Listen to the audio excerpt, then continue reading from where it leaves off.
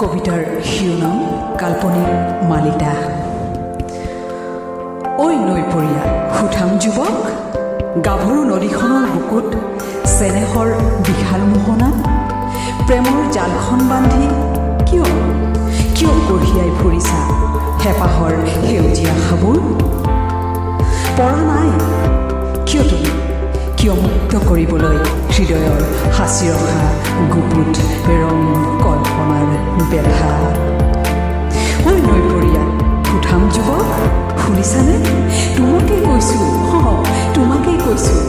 চকা মকা আকাশৰ গভীৰতাত বিজুলীৰ ঢেৰেকনিৰ সংঘৰ্ষতো জোন তৰাৰ অপলক মৰমে প্ৰাণ পায় প্ৰেমৰ শুভ্ৰতাৰে।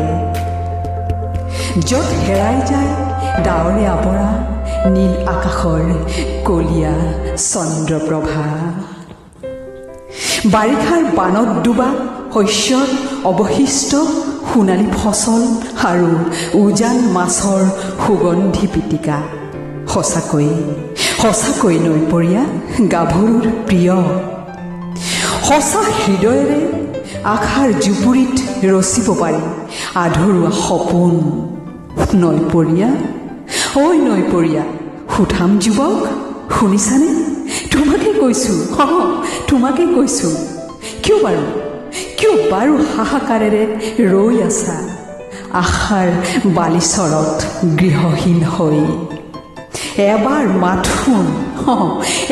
মাথোন কেৰাহীকৈ পৰা না হতাশাৰ হুমুনিয়াৰ জীৱন্ত প্ৰেমত। বিচাৰি পাবা মিঠা শান্তিৰ মাদকতা, লগতে জীৱনৰ সুকোমল পৰিতৃপ্তি। নৈপৰীয়া ঐ নৈপৰীয়া সুঠাম যুৱক, এবাৰ মাত্ৰ বিশ্বাসেৰে ৰৈ যোৱা না গাভৰু নদীৰ পাৰ ভঙা প্ৰেমৰ ঘাটত। চিৰদিন নিৰৱধি নদীৰ বুকুত প্ৰবাল মৰমৰ সোঁতত অবাধে বব পাৰিবা অনুভৱৰ শীতলতাৰে।